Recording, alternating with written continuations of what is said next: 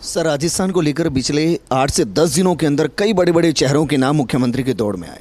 तो सबसे पहले तो पूर्व मुख्यमंत्री वसुंधरा राजे के क्लेम को आप राजस्थान में किस तरीके से देखते हैं? देखिए, पहला क्लेम तो उनका था ना कि natural choice, natural leader, tallest leader, crowd puller, और आम स्थितियाँ रहती वसुंधरा राजे का अगर कोई कम्युनिकेशन गैप नहीं होता आला कमान से और सब कुछ स्मूथ होता तो नेचुरली वो कैंपेन को लीड करती, रीजनल फेस होती, पार्टी चुनाव जीतती, 25 सीटों का भी काफ़ी एक आश्वासन और भरोसा इस तरह का रहता उस समय, जो अब भी आएंगी मान लो, उसमें रहता। वो नहीं हुआ और कारण रहा कम्युनिकेशन गैप, और वो कम्युनिकेशन गैप आला कमान और मैडम के बीच बढ़ता ही चला गया और इतना बढ़ गया, उसका परिणाम ये है कि आज मैडम नहीं है, आज दूसरा व्यक्ति चीफ मिनिस्टर है। द रिजल्ट इज़ विजिबल जो है। अब राजनीति में क्या होता है, खेमे होते हैं, एक पर्टिकुलर खेमा जो है उनकी एक्सेस रही होगी नरेंद्र मोदी अमित शाह तक, तो मैडम के बारे में ब्रीफ किया होगा कि अलग पार्टी बना लेंगी, 200 सीट के उन्होंने उम्मीदवार खड़े कर रखे हैं, अशोक प्रणामी, यूनुस खान इसी काम में लगे हुए हैं, तो कोई आदमी सुनता है तो वो लगता है ना उस तरह से जो है। और मैडम के मन में थोड़ा निराशा का भाव तो 2-3 साल से चल ही रहा है इस तरह से जो है। और फिर क्या, मैडम थोड़ा सा फ़ोन पे क्या फ्री हैं, और फ़ोन तो आजकल कहीं सेफ है नहीं दुनिया में, आप जानते हैं जो है। तो अब इस तरह से कुल मिला के ऐसा हुआ कि वो दूरी बढ़ती चली गई और दिल्ली में एक आशंका खड़ी हो गई कि क्या ये बगावत कर देंगी, क्या ये नई पार्टी बना लेंगी। तो ऐसे माहौल में रिश्ते सुधर नहीं सकते ना, इसलिए प्रधानमंत्री जब बीकानेर आए तो फिर कोई ज़्यादा कम्युनिकेशन आपस में नहीं हुआ होता जिस तरह से जो है। तो कुल मिला के, और फिर सबसे बड़ी बात मैंने पहले भी कहा, जन्म पत्री। अब मैडम तो क्या देवी देवताओं में विश्वास करती हैं, देवी देवता उनका साथ भी देते आए हैं, लेकिन इस बार जो है शायद उनकी जन्म पत्री में नहीं था मुख्यमंत्री बनना तीसरी बार, और ये हुआ है। तो मैडम का तो केस इस तरह का है। नेक्स्ट, गजेंद्र सिंह शेखावत के क्लेम को कैसे देखते हैं फिर? गजेंद्र सिंह शेखावत का नहीं बनना वास्तव में आश्चर्यजनक है, क्योंकि 4 साल से सेंटर की पावर ऑफ अटॉर्नी विज़ाविज़ गहलोत सरकार उनके पास ही थी। 4 साल तक उन्होंने चप्पा चप्पा छाना स्टेट का, right from Jaisalmer to Jaipur and Jaipur to Kota and Kota to Bundi and Ganganagar Suratgarh, ऐसा कौन सा जगह जहाँ वो नहीं गए। पूरे 4 साल अकेले उन्होंने विपक्ष का काम किया विज़ाविज़ अशोक गहलोत गवर्नमेंट, हर मुद्दे को खुद उठाया, हर मुद्दे पे सरकार के सामने रहे, आक्रमण का सामना किया, और फिर उसके बाद में क्या है, ये चुनाव लड़वाया। चुनाव तो क्या कमल के उस पर लड़ा गया, फूल पे, मोदी के चेहरे पे लड़ा गया, लेकिन लड़वाने के लिए तो आदमी चाहिए ना फील्ड के अंदर। साधन जुटाने की बात होती है, एक एक उम्मीदवार के सिलेक्शन में अपना रोल देने की बात होती है, राय देने की बात होती है, फिर उम्मीदवार की जैसे रिक्वायरमेंट होती है, सब तरह की उनकी रिक्वायरमेंट को पूरा करना, भाग के जाना। तो प्रैक्टिकली क्या है, ऐसा लग रहा था अभी सेंटर की जो पावर ऑफ अटॉर्नी है, उस तरह का जो रोल है शेडो चीफ मिनिस्टर का, उनके पास 4 साल से था। 4 साल तक पार्टी ने, दिल्ली ने उनको ग्रूम किया, तो नेचुरल चॉइस मैडम के बाद वही बनते थे उस तरह से कि इतना सब हो गया तो आदमी अपेक्षा करता है ना। अब सवाल ये है कि इतना जो अनुभव था उनका और राजस्थान में इतना घुमाया आपने, वो सब जो किया, तो क्या हुआ उसका अल्टीमेटली विज़ाविज़। अब बहुत संभव है कि नरेंद्र मोदी अमित शाह के दिमाग में कोई और बड़ी जिम्मेदारी उनके लिए उनके दिमाग में हो, जो आने वाले दिनों में उनको दे सकते हैं, और फिर 2024 का चुनाव फिर सामने है। तो ये एक ज़रूर आश्चर्य का विषय रहा, लेकिन गजेंद्र सिंह का रोल बहुत ज़बरदस्त रहा, उन्हें पूरे विपक्ष का काम किया, और सभी लोग ये उम्मीद कर रहे थे कि चूँकि 4 साल से पार्टी ने ग्रूम किया है तो ताजपोशी होगी, बट नो रेग्रेट्स जिसे कहते हैं, डिसिप्लिन पार्टी है, उनकी तरफ से भी कोई देखिए कोई रिएक्शन, कोई बात ऐसी नहीं आई। कितनी बड़ी बात है, इतनी बड़ी घटना हो जाए और व्यक्ति शांत भाव से उस घटना को सब देख रहा है। सर, अश्विनी वैष्णव लगातार नाम उनका आगे चल रहा था, उनके क्लेम को कैसे देखते हैं आप? अश्विनी वैष्णव का बड़ा इंटरेस्टिंग किस्सा है। आज से 6 दिन पहले जो बात आई थी सूत्रों से, कि रात को 1 बजे अखबार में पढ़ा था कि बात आई थी कि जेपी नड्डा, अमित शाह और प्रधानमंत्री की बैठक हुई, रात 1 बजे तक चली पीएमओ में, 3 घंटे बैठक हुई पीएमओ या पार्टी हेडक्वार्टर पे, जिसमें प्राइम मिनिस्टर मौजूद थे, और अश्विनी वैष्णव के नाम पे एक सहमति बनी कि बिल्कुल निर्विवाद चेहरा हैं, राजस्थान के जोधपुर के हैं, नरेंद्र मोदी के करीब हैं, विजनरी हैं, और क्या है कि कोई कंट्रोवर्सी नहीं है, किसी ग्रुप का कोई उसमें कोई ताल्लुक नहीं है। ये तो बात बनी कि इनके नाम पे आम सहमति है। अब घटनाक्रम इतना बदला 6 दिन बाद में, अश्विनी वैष्णव आज कहीं नहीं है उस लिस्ट के अंदर। ये ज़रूर बीच में बात आई थी कि शायद वो इच्छुक नहीं है। अब प्रधानमंत्री कहते तो आना ही पड़ता, लेकिन एक होता है मन से आदमी चाहता है, तो ऐसा सुना था कि शायद वो विलिंग नहीं है उसमें, वो एक उस स्टोरी का एक पार्ट है जिसे आप स्पेकुलेशन भी कह सकते हैं, लेकिन सीरियस मूव था उनके नाम का, इसमें कोई डाउट नहीं। एक स्टेज पे जो है नहीं हुआ। सर, डॉक्टर किरोड़ी लाल मीना के क्लेम को आप कैसे देखते हैं? हाँ, उससे पहले है कि he is very happy in Delhi, और प्राइम मिनिस्टर का थिंक टैंक हैं, वेल प्लेस्ड हैं, देश की बहुत बड़ी जिम्मेदारियाँ, रेलवे की जिम्मेदारी, IT में उनके पास है, ही इज़ फाइन। हाँ, आप पूछेंगे। डॉक्टर किरोड़ी लाल मीणा। हाँ, किरोड़ी लाल मीणा का भी ऐसा ही है। वो राजस्थान के बहुत सीनियर लीडर हैं और मुख्यमंत्री बनते और बहुत ज़्यादा होता तो स्पीकर बनाते। आप उन्हें स्पीकर के लिए शायद हो सकता है वो तैयार होते ना होते, दैट वे जो है। तो ये थोड़ा सा अजीब लगा क्योंकि ऐसी संभावना थी कुछ दिनों पहले कि उन्हें मुख्यमंत्री की कुर्सी मिलेगी। वो अपने आप में एक तूफ़ान है, सारा संघर्ष किया है। जिसने गजेंद्र सिंह ने विपक्ष का रोल प्ले किया है, एक मायने में किरोड़ी ने भी, डॉक्टर किरोड़ी ने भी एक बेल्ट के अंदर, पूरे के अंदर जो है ना विपक्ष का रोल किया है। इमरजेंसी के टाइम से प्रधानमंत्री को जानते हैं। इमरजेंसी के जो पर्चे छपते थे गुजरात के अंदर, रास्ता में बांटने का काम जो है इनके जिम्मे होता था। अब आप देखिए, मुझे किसी ने कहा कि 12 दिसंबर 1988 को जो है सवाई माधोपुर में सीमेंट फैक्ट्री का आंदोलन हुआ, बड़ी ज़बरदस्त पिटाई विटाई की पुलिस ने, बहुत घायल हो गए, अमेरिका उपचार के लिए गए। तब से किरोड़ी लाल हीरो हैं अपने फील्ड के जो हैं। 5-6 बार MLA रह चुके हैं, 3 बार MP रह चुके हैं। तो ऐसी संभावना थी। और अभी क्या है, प्राइम मिनिस्टर को इस्तीफा देने जब 10 लोग गए थे, ये भी साथ गए थे। PM ने किसी से बात नहीं की, इनसे पूछी कैसे हैं डॉक्टर साहब, एक तरह से तो प्रधानमंत्री इनसे प्रभावित हैं। तो ऐसी संभावना थी कि हो सकता है इस बार एक दलित चेहरा, आदिवासी चेहरा, आपका ये दलित पिछड़ा ऐसे चेहरा दे दिया जाए जो पूरे देश में वोटों को जो है ना एग्जोनेट कर सके जो है, लेकिन वो नहीं हुआ। This is all. और कैलाश चौधरी के क्लेम को कैसे देखेंगे? कैलाश चौधरी का किस्सा और दिलचस्प है। हम भी उसकी चपेट में आए थोड़ा आज दिन के अंदर जो है।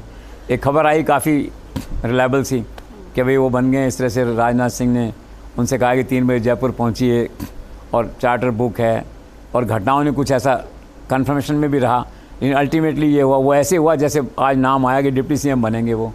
तो आज कोई न कोई मैकेनिज्म इस तरह का रहा दिल्ली में जिससे कि हम भी भ्रमित हुए और बाकी लोग भ्रमित हुए, और बाद में फिर क्लैरिटी हुई कि न तो CM बन रहे हैं, न डिप्टी CM बन रहे हैं, और आने वाले समय में कोई बात होगी तो होगी, इस तरह की जो है। और वैसे क्या है कि अभी बायतू का इलेक्शन हुआ था, तो काफ़ी उनसे कहा गया था कि वो बागी खड़ी होगी थी, इसको बैठाओ, वो नहीं खड़ा। पहले उनसे कहा गया तुम लड़ो खुद, तो वो लड़े नहीं, बागी को बैठा नहीं पाए। तो आला कमान तो शायद उनसे उतना प्रसन्न नहीं है।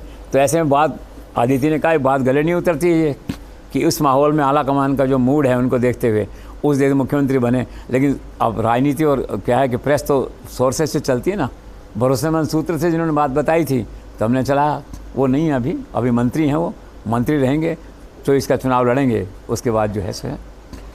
सर, अर्जुन राम मेघवाल के क्लेम को कैसे देखते हैं? अर्जुन राम मेघवाल एक अच्छी चॉइस है। अगर आज मुख्यमंत्री की वैकेंसी होती है, 2 मुख्यमंत्री होते हैं, आप कहिए जिसको, तो इनको बनाते हैं, जैसे आप अर्जुन मेघवाल को बना सकते थे।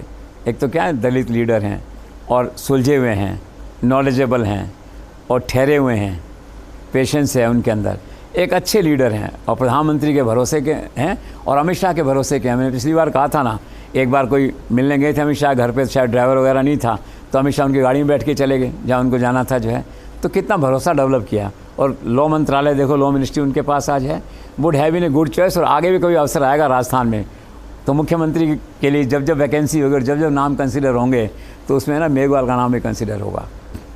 सर, दिया कुमारी भले ही डिप्टी CM बनी, पर CM के रेस के क्लेम को आप कैसे देखते हैं? हाँ, पब्लिक परसेप्शन उनके लिए बहुत ज़्यादा था। जिस दिन वो विधायक बनी थी उसी दिन से मार्केट में था वो CM बन रही है, CM बन रही है, बहुत ज़्यादा हल्ला था इस बात का जो है। लेकिन डिप्टी CM बन गई, इज़ फाइन।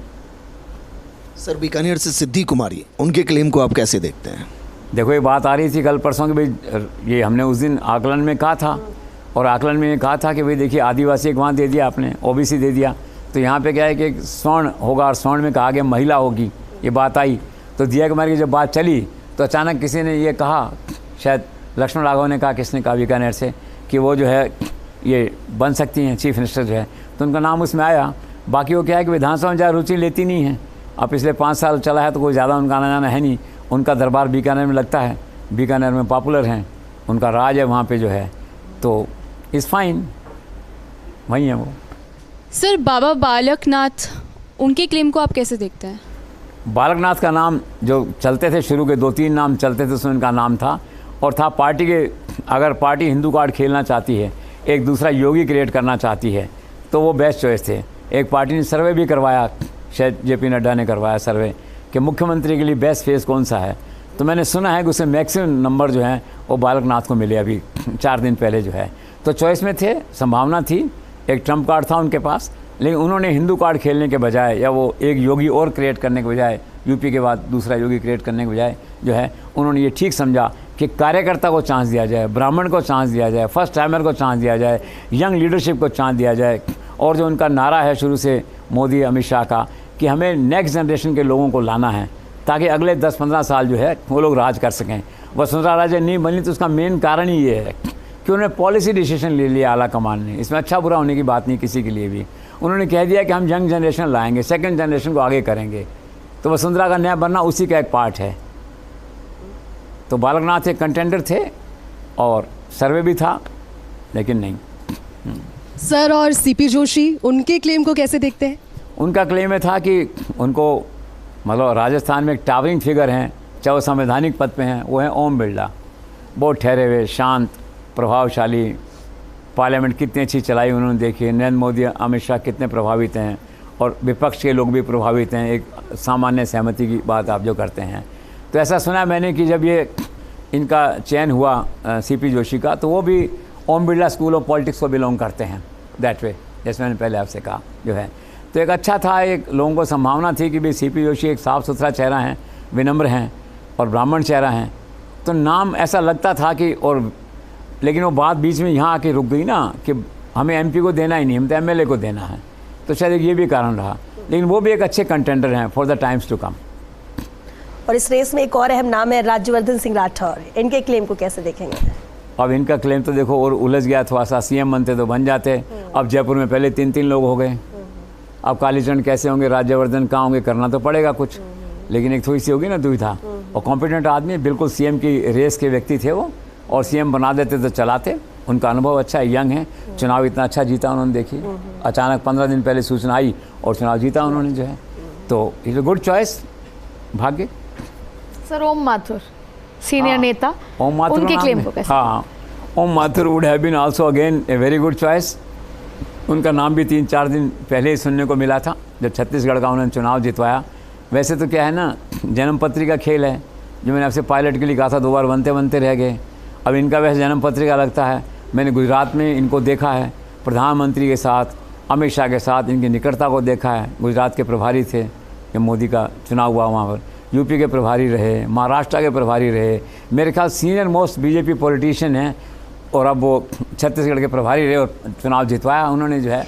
तो बस कुछ भाग्य की बात है, बाकी वो परफेक्ट चॉइस है किसी बड़े असाइनमेंट के लिए। आप उसको अगर यूनियन मिनिस्टर बना दें किसी और बड़ी जिम्मेदारी के साथ, तो वहीं पद से निभाएंगे। Good choice, popular choice from Rajasthan, लेकिन अभी नहीं हुआ। Let's see what is in his fate in the coming days. Sir, Bhupendra Yadav, उनके क्लेम को कैसे देखते हैं? भूपेंद्र यादव क्या मास्टरमाइंड स्ट्रेटजिस्ट हैं जिसे कहते हैं, और राजस्थान के पॉलिटिक्स से मास्टर हैं। अजमेर के हैं लेकिन दिल्ली में रम गए हैं। स्वर्गीय अरुण जेटली के टाइम से उन्होंने राजनीति को सीखा है, काम को सीखा है, और पार्टी के लीगल थिंक टैंक कहे जाते हैं और पॉलिटिकल कहे जाते हैं। उनको गुजरात की जिम्मेदारी दी, बिहार की जिम्मेदारी दी, परफेक्ट जिसे कहते हैं। उनका आंकड़ों का हिसाब किताब, आपका होमवर्क, फीडबैक बहुत ज़बरदस्त होता है। और वसुंधरा राजे लास्ट टाइम जब हुआ था तो लड़े थे साथ, रथ में गए थे साथ बैठ के जो है, सारा था। तो ऐसा माना जा रहा था कि अगर कोई ओबीसी देते हैं अगर आप राजस्थान में, तो भूपेंद्र यादव एक अच्छी चॉइस हो सकते हैं, हो सकते थे। दिस इज़ ऑल, तो इसलिए उनका नाम मार्केट में आया था। सर, सुनील बंसल की क्लेम को आप कैसे देखते हैं? देखो, सुनील बंसल का तो वैसे तो कोई क्लेम नहीं है, वो एक डार्क हॉर्स है राजस्थान की राजनीति में। जब भी कोई बड़ी बात होती है उनका नाम आता है। अब आज पट्टी चल गई, योगेश ने पता नहीं किसने चला दी कि वो आज जयपुर में है, लेकिन पता लगा बाद में कलकत्ता में है। जो पहले लगा कि जयपुर में है तो जयपुर में थोड़ा हल्ला हुआ गया, और वो जयपुर में है आज जैसे होता है ना, अभी अगर जयपुर आए हुए हैं तो है। वो एक कमिटेड कार्यकर्ता हैं, कोटपुतली के हैं, राजस्थान के, इसलिए नाम चलता है। लेकिन उन्होंने इतने कम समय में अपनी ऐसी इंडिस्पेंसेबल पोजीशन बना ली है संगठन के अंदर अमित शाह के साथ में जो है कि अब उनका दिल्ली छूटना मुश्किल है। और बड़ी बड़ी जिम्मेदारियां उनको दी गई हैं, बंगाल की और कुछ और स्टेट्स की दी गई हैं। तो मुझे लगता नहीं कि निकट भविष्य में राजस्थान आने वाले हैं। वैसे तो अब कोई पोस्ट नहीं है 5 साल तो, और बीच में कोई बदलाव हो ऐसा मुझे अभी लगता नहीं इस तरह का जो है। लेकिन राजस्थान की राजनीति में हमेशा एक बड़े कंटेंडर, और दिल्ली की राजनीति में हमेशा बड़े कंटेंडर सुनील बंसल हमेशा रहेंगे। सर, इन्हीं सवालों के इर्द गिर्द मेरा एक और सवाल है, क्योंकि अभी आपने जिक्र भी जिस तरह से किया, मुख्यमंत्री की दौड़ में लोकसभा स्पीकर ओम बिरला का भी नाम आया, इसे कैसे देखते हैं? वो दौड़ में तो उन्होंने हमेशा ही कहा कि मैं दौड़ में नहीं हूँ, मैं यहाँ खुश हूँ और इतने बड़े पद पे हूँ, और ऐसी संभावना है दिल्ली में लगातार कि उनको सेकंड टर्म मिलेगा। जो उनके सक्सेस रेट है, G20 कराया, नई पार्लियामेंट की बिल्डिंग बनी, और भी सारे काम को इतना शांति से करते हैं, और राजस्थान में पहले से इतना मान सम्मान है। लेकिन चूंकि क्या है कि राजस्थान की हर कॉन्स्टिट्यूंसीज में उनकी पकड़ इतनी थी, उनका होमवर्क इतना ज़बरदस्त था, उनके पास फीडबैक था, तो उससे कई बार मन में सवाल उठता था कि कहीं ये वो तो नहीं। एक जो कहते हैं ना, ज़रा सी आहट होती है तो दिल सोचता है कहीं वो तो नहीं। तो कई दूसरे जो कंटेंडर थे वो कभी कोई सोचा करते थे यार बिरला साहब तो नहीं आ रहे कहीं बीच के अंदर, ओम जी तो नहीं आ रहे हैं कहीं, जो है ये करते करते रह गए। ओम जी ने तो शुरू से स्पष्ट है उनका, और उनको तो प्रधानमंत्री कहते तो आ जाते जो है। लेकिन ये बात काफ़ी समय से क्लियर है कि उनका दिल्ली में परफॉर्मेंस इतनी अच्छी है कि राजस्थान में चांस नहीं था, लेकिन एक भारी नाम था, बड़ा नाम था, इसलिए ऐसा। और राजस्थान में जो लोग लगे हैं वो ज़्यादातर उनकी उससे उनके आभा मंडल में हैं, चाहे सीपी जोशी हो, चाहे राजेंद्र राठौड़ हों, कुछ और लोग हों, सारे उस तरह। और ये अपने मुख्यमंत्री जैसे हैं ना, उनके राजनीतिक गुरु हैं, इसी लोग मानते थे ऐसा कि शायद वो खुद भी आ सकते हैं, लेकिन नहीं आए वो। और वो अब तो लोकसभा में हैं ही, और सेकंड टर्म मिलने के पूरे आसार हैं, या कोई बहुत बड़ी जिम्मेदारी तो मुझे लगता नहीं अब सेकंड, इससे बड़ी क्या जिम्मेदारी होती है लोकसभा स्पीकर से जो है। तो चुनाव जीतेंगे भारी बहुमत से कोटा का जो है, और फिर दिल्ली में हम उनको देखेंगे जो है। और खबर वो कभी देते नहीं हैं, तो ये आप ध्यान रखिए। यादी मुझे 100 बार कह चुकी, मैंने कहा मैं कोशिश करता हूँ, मैंने एक बार कोशिश करी, मिला उनसे सर खबर तो बताओ कोई जो है ये, तो उनका एक ही होता है बढ़िया बढ़िया है, सब अच्छा होगा जो है ये। और फिर एक महाराज रखा हुआ उन्होंने, वो नाना प्रकार के व्यंजन बना के ले आता है पत्रकारों के लिए, तो आप जाइए उनके व्यंजन खा के आ जाएंगे, खबर वो नहीं देंगे आपको। क्या सबसे बड़ी बात क्या है, बाकी सब जो हैं पॉलिटिशियन वो पत्रकारों गले लगाते हैं खबर देने के लिए, अपने प्रोजेक्शन के लिए। ये मीडिया से संपर्क इसलिए रखते हैं भी खबर मत छापना मेरी, रिवर्स है, उनको कोई प्रोजेक्शन नहीं चाहिए, ये मीडिया शाही।